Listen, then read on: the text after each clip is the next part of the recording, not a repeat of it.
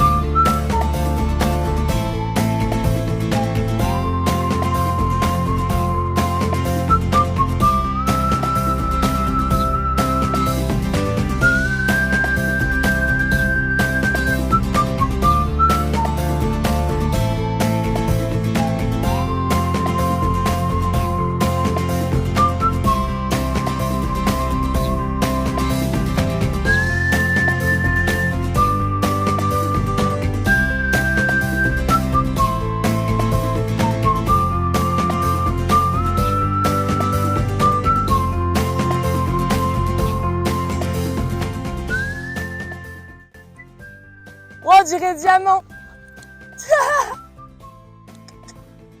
Oh!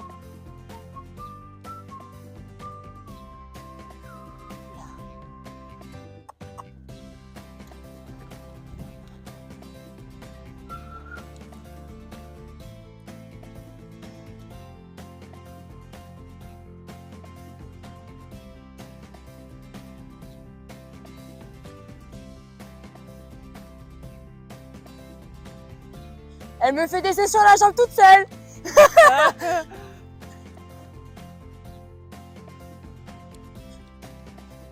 Je pense qu'il faut que je pose le stick avec elle parce qu'elle est trop sensible. Je regarde. Surtout du cul. Si tu peux essayer d'avancer un peu tes mains quand elle fait assez... Quand elle fait c'est n'importe quoi là. C'est pas trop tiré. Si jamais elle fait comment? Elle est un peu excitée, tu la fais un peu trotter gentiment. Ouais, parce que là, elle galope. Mais après, c'est le temps qu'elle prenne ses marques. Je pense qu'elle se déchauffe, mais ça va le faire. Attends, parce que j'ai pris un stick qui...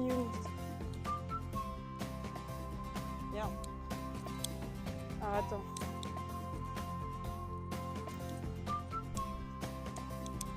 Bon, elle est déjà mieux, là. Merde, j'ai pas mon stick. Bon bah les gars, je vais devoir vous retrouver en voix off comme toujours. Et oui, parce que j'ai eu un gros bug de micro. Comment vous dire que j'ai trop le seum, parce que vraiment les commentaires de Maud sont géniaux. Et bref, la séance était vraiment top. Donc je vais essayer de tout récapituler en voix off. Mais bon, c'est moins fun, mais c'est pas grave. Donc on commence la détente, j'essaie de la trotter et de la calmer, voilà, elle est assez calme au final, donc ça c'est chouette.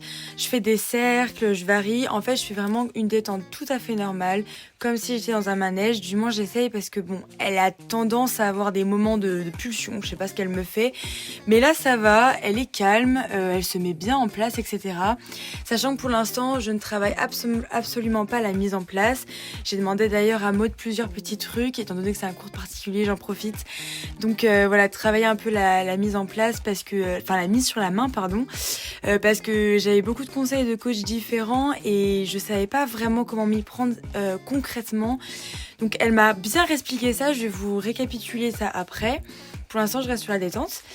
Et donc pour la détente, voilà, je fais des transitions, je fais des cercles, j'essaie d'incurver ma jument, j'essaie de la calmer, je la marche sans trop la fatiguer, parce que Pour le rappel, c'est une jument qui a 18 ans et donc qui est une petite maîtresse d'école entre guillemets. C'est une très bonne jument mais qui se remet au travail après avoir fait plusieurs poulains. Donc voilà, c'est vraiment une remise en condition pour elle. Parfois elle a tendance à trop en faire ou pas assez. Elle a des codes et je pense qu'il faut qu'on se découvre toutes les deux, sachant aussi que c'est la première fois que je la monte sérieusement en tant que en dressage, vraiment en cours en fait, parce que jusque là j'ai fait quelques balades avec seulement, donc ça m'a permis de la découvrir. J'ai fait un peu de longe, un peu de travail à pied, mais un vrai cours monté j'ai jamais fait avec elle. Donc voilà, c'est vraiment le moment de se découvrir toutes les deux, les codes, etc. Sachant que du coup, moi j'ai moins d'expérience que elle, on va dire, d'une certaine manière. Moi j'ai beaucoup de défauts en dressage sur ma position, sur mes manières de faire, etc. Donc j'essaie de tout corriger et on est là pour ça parce que j'ai demandé à Maud de faire un cours pour travailler la reprise Club 2 Grand Prix pour le galop 6. Elle est assez technique, j'ai pas le niveau, je vous l'accorde totalement. Mais moi je me donne à fond, je bosse, je mets des objectifs. Donc voilà, je suis hyper motivée, c'est pas grave, ça met un cap, ça met la barre assez haute et au moins je vais progresser. Et donc voilà. Du coup, j'ai essayé de galoper comme vous avez pu le voir, mais elle fonce littéralement. Alors ça va, elle est gentille en soi, mais en fait elle baisse beaucoup la tête et elle a tendance à un petit peu tracter la cocotte. Mais bon, on lui en veut pas et puis elle s'enferme aussi beaucoup, 1, 2, 3. Ensuite, Maud m'a expliqué donc la mise sur la main. Donc elle avait un stick et elle m'a expliqué en fait par rapport au dos du cheval. Donc on va voir après, juste là bientôt, que là elle prend le stick pour imager. Il faut imaginer le dos du cheval, c'est le stick. Et donc elle m'a dit s'il a la tête en l'air, le dos creuse, c'est mauvais, il se pète le dos. Littéralement, hein, c'est en gros ça. Ensuite elle me montre là que s'il s'enferme trop, s'il baisse trop la tête, enfin s'il s'enferme trop plutôt, c'est pas qu'il baisse trop la tête, c'est qu'il s'enferme trop, le dos du cheval a tendance à bomber et là c'est pas bon non plus, il peut aussi se péter le dos. Donc il faut trouver un juste milieu justement où elle montre le stick, où il faut que le dos soit en gros parallèle au sol, il faut qu'il soit droit. Et que la tête ne soit pas trop renfermée vers l'intérieur. Il faut vraiment pas que l'encolure fasse un espèce de cercle autour de lui-même. Il faut que ce soit assez... faut que ce soit vraiment entre le juste milieu. Et à partir de ce moment-là, le dos va pouvoir travailler, il va pouvoir commencer à travailler, mais il n'y a pas que ça. Il y a aussi l'engagement des postérieurs. Parce que si on a un cheval qui tend le dos, qui baisse la tête, etc., qui se met bien sur la main, mais qui n'a aucun engagement ni des postérieurs ni des antérieurs, alors antérieurs c'est moins important, mais surtout les postérieurs, s'il n'y a aucun engagement en fait de l'arrière-train du cheval qui va permettre aussi d'allonger le dos, d'étirer le dos en fait des deux côtés, dans ce cas-là, le cheval va vraiment travailler son dos. Donc voilà, si c'est pas clair, j'espère que c'est clair, mais en gros le but de la mise sur la main, ça va être de travailler le dos déjà, le but de la mise sur la main. Ensuite, il faut un juste milieu, ça veut dire qu'il ne faut pas que la tête du cheval soit trop en l'air, il creuse le dos, il se casse le dos. Il faut pas qu'il soit trop renfermé parce que sinon il va bomber le dos et là c'est pareil, c'est pas bon. Donc il faut trouver le juste milieu. Et ensuite, il faut qu'il y ait absolument un engagement des postérieurs pour que le dos soit étiré vraiment des deux côtés. Parce que le fait qu'il aille vraiment loin avec ses postérieurs va logiquement, imaginez-vous la scène, logiquement étirer la hanche du cheval et donc le dos. Ça va tout étirer de chaque côté, ce qui va faire vraiment le dos bien tendu et va pouvoir alors travailler, chauffer, travailler les abdos, etc. Et voilà, c'est une explication assez longue, mais j'espère que c'est clair pour vous. En tout cas, moi, l'image du stick que Maud m'a donné suite à des conseils de coach qu'elle a eu elle-même, en fait, ça m'a beaucoup aidé à imaginer, même si, en fait, c'est tout bête en soi comme explication. Mais voilà, le stick avec l'application pratique, la théorie, tout ça mélangé, j'ai bien compris. Là maintenant, elle essayait de m'expliquer comment faire parce que jusque là on m'avait dit ouais fais droite gauche. Maud me dit non, surtout pas, fais pas droite gauche parce qu'elle me dit là tu vas tordre la nuque de ton cheval et c'est pas bon. Donc elle me dit il faut vraiment que tu joues dans tes doigts. Ça veut dire que donc on tient nos rênes avec les 4 doigts ou moi je tiens avec les 3 doigts, bon 3 doigts sans le pouce quoi. Et en fait, elle m'a dit, il faut que tu joues. Donc, tu fais comme quand on joue de la harpe, par exemple. On joue de la harpe sur les cordes, sur les rênes, pardon. Et voilà, on fait ça en même temps. Il faut jouer dans les doigts, raccourcir les rênes. Bref, vraiment, c'est pas faire main droite, main gauche, jouer dans les doigts, main droite, main gauche, main droite, main gauche. Non, c'est vraiment les deux mains, simultanément. Et doucement, voilà, mettre un peu de pression dans la bouche pour chercher du contact dans la bouche du cheval. Et dès qu'on a une bonne réaction, dès qu'il réagit voilà, en baissant la tête, juste en baissant la tête au début, s'il a la tête en l'air, hop, on attend un petit peu, on relâche, on remercie, et après ça se fait au fur et à mesure du temps. Donc elle me disait de travailler ça par exemple à l'arrêt, dans un premier temps. Et qu'après on peut travailler ça voilà, au pas, etc. Elle me dit d'abord travaille ça à l'arrêt, juste tu joues dans tes doigts et puis dès qu'elle cède, tu relâches et tu la laisses un petit peu aller. Mais elle m'a dit fais attention, relâche pas trop vite. Laisse-lui le temps d'être mise en place en fait pour qu'elle comprenne que c'est comme ça qu'il faut être et qu'elle est bien. Et après tu relâches. Elle me dit tu laisses 1 ou 2 secondes, allez voir 3 secondes où elle est positionnée la tête un peu basse. Et là, bah, c'est bon, tu peux relâcher, tu peux la caresser. Et après, elle m'a dit, essaie de travailler donc ça au pas, et puis après, au trot. Bon, au galop, c'est d'un très bon niveau, même si après, techniquement, le cheval doit être en place même au galop. Mais elle m'a dit, voilà, essaie de travailler ça d'abord à l'arrêt, au pas. Et puis après le trot, on verra. Même si le trot, voilà, comme vous avez pu voir ou vous allez voir, elle s'enferme quand même beaucoup trop. Donc c'est pas top, mais c'est un petit peu dur. Elle me tracte, donc elle baisse beaucoup la tête. Même au galop, c'est encore pire. Je pense que le mort déjà n'est pas adapté. J'ai essayé de changer, mais bon, à mon avis, il faut que j'essaye un pélam, par exemple, parce qu'elle baisse vraiment beaucoup trop la tête. Bon, enfin bref. Voilà, j'espère que c'est clair pour vous en tout cas.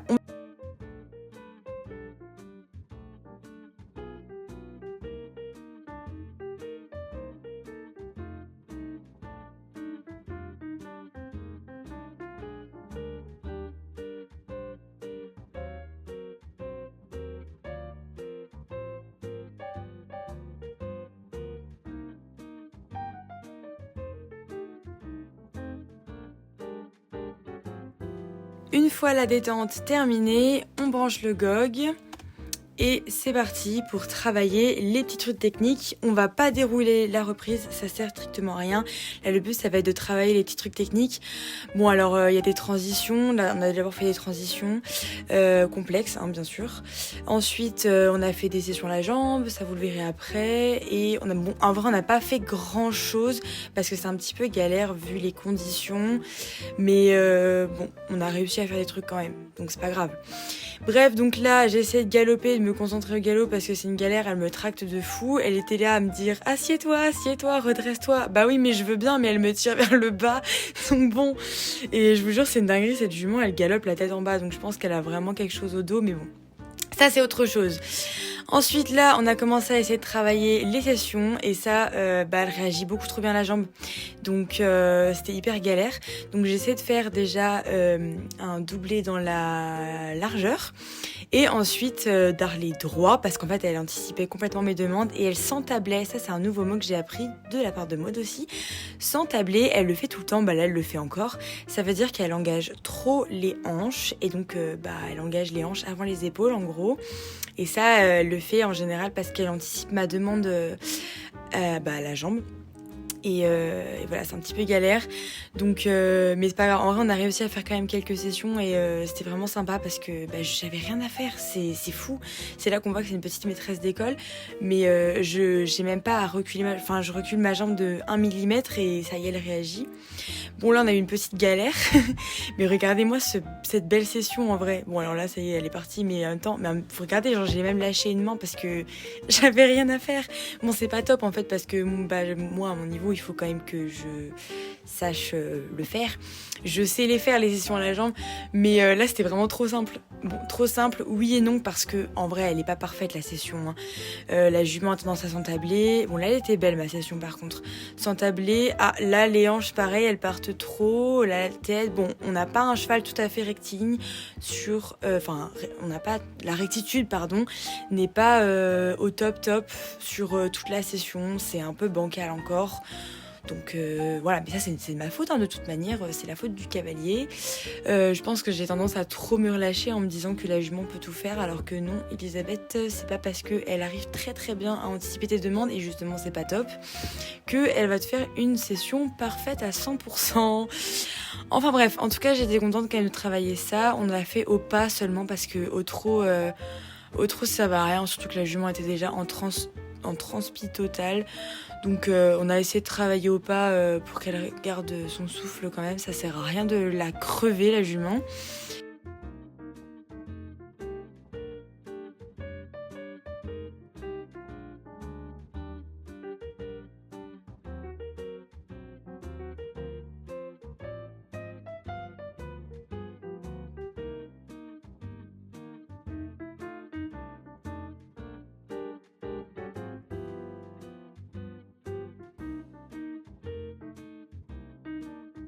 Par ailleurs, elle m'a aussi corrigé mon bas de jambe parce que oui, ma position, je vous l'ai dit au début de vidéo, que ma position, il y avait des petits trucs à corriger. Au niveau du haut du corps, ça va, je commence à gagner en souplesse, je suis assez droite. Ça, j'ai quand même bien progressé, même si de temps en temps, j'ai le défaut qui revient, mais en globalité, ça va. Il faut juste que je sois un peu plus souple des coudes et des épaules, mais sinon, ça va. En revanche, maintenant, c'est le bas de jambe qui ne va absolument pas. En fait, déjà, je monte vraiment comme un cow-boy. Vous pouvez voir quand je suis à côté de vous, quand je me rapproche. Vous regarderez bien. Mais en fait, mes pieds sont au niveau des épaules du cheval, ce qui est totalement mauvais. Normalement, le talon doit être aligné avec les épaules quand on est droit, hein, bien sûr. Voilà, là, elle m'embarque, c'est super, merci Tess. Mais en fait, normalement... voilà, le talon doit être au niveau des épaules. Et donc pour ça, elle m'a dit, techniquement, il faudrait que tes étriers ne soient pas chaussés au bout du pied, mais plutôt à la plante des pieds. Donc vraiment, voilà, elle me dit, en plus, tu auras plus de stabilité sur ton étrier et tu te feras moins mal à la cheville. Ce qui était d'ailleurs le cas l'année dernière où j'avais des problèmes de cheville et j'avais tout le temps mal, je savais pas comment les chausser. Alors après, c'est peut-être aussi un problème d'étrier, mais j'avais vraiment mal à la cheville. Et elle me dit là, si tu le mets à la plante des pieds, ça veut dire là où vous posiez le pied à l'avant du pied, quoi. Elle me dit tu auras beaucoup moins mal parce que c'est là où tu reposes. Et d'instinct, en fait, ma jambe va un petit peu reculer, enfin du moins la pointe va pas ressortir vers le haut et s'enfoncer dans l'épaule. Elle s'enfonce pas vraiment, mais vous avez compris. Et voilà, elle me dit mais vraiment recule ta jambe. Normalement la jambe elle doit être, le talon doit être largement derrière la sangle. Et là moi on peut voir que mon talon il est au niveau de la sangle. Donc c'est hyper désagréable pour la jument déjà, d'une part, et c'est aussi pour les demandes que c'est pas du tout pratique parce que j'ai pas de contact avec le cheval en fait. On a ensuite travaillé le pas allongé qui est quelque chose de très technique, il ne faut pas croire, c'est vraiment bien dissimulé mais c'est très technique, c'est pas parce que c'est du pas que c'est facile, au contraire. Donc là, alors théoriquement, il faut rechercher un allongement du pas, donc ça veut dire que le cheval va devoir engager deux fois plus ses antérieurs et ses postérieurs, mais on va aussi chercher à ce qu'il baisse un petit peu, il allonge l'encolure et il baisse un peu le bout du nez. Et donc pour ça, il faut garder de l'impulsion, donc mettre des jambes, et c'est pas vraiment des jambes en fait. On va mettre des jambes certes, mais si on met trop de jambes, il risque de passer au trot. Donc il faut faire gaffe. Il faut garder quand même le pas sans passer au trot, parce que ça c'est éliminatoire. Même si je pars pas en concours, vous avez compris. Et il faut vraiment jouer dans le bassin, donc vraiment mettre du pas avec le bassin, donc on suit avec le bassin, on pousse avec le bassin quoi en gros. Et il faut laisser filer un petit peu les rênes, voilà, avancer les mains et laisser pour que le cheval puisse vraiment allonger l'encolure et baisser le bout du nez. Et donc instinctivement va s'élancer, on va dire d'une certaine manière, et va bien engager ses antérieurs et ses postérieurs. Alors là voilà, elle repasse au trot, c'est pas génial. Donc c'est hyper dur, sachant qu'elle est un peu excitée. J'ai pas trop bien réussi, je vous avoue. Mais j'ai quand même réussi après, je crois. Oh, peu importe. Mais en tout cas, c'était vraiment technique.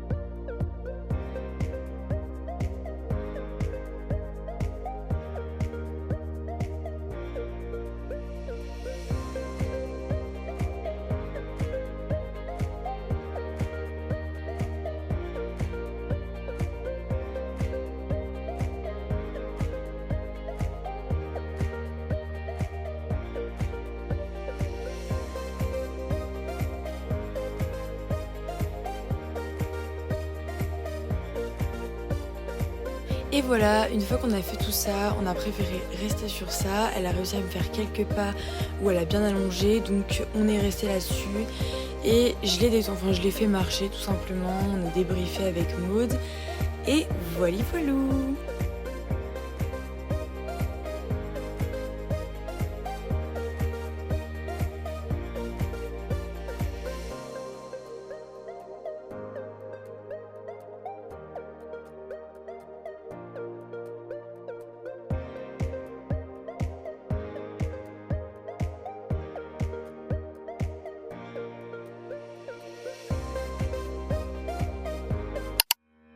Et voilà les gars, la vidéo touche à sa fin, j'espère qu'elle vous aura plu, n'hésitez pas à liker, à partager, à commenter si ça vous a plu, et sur ce, tchuss!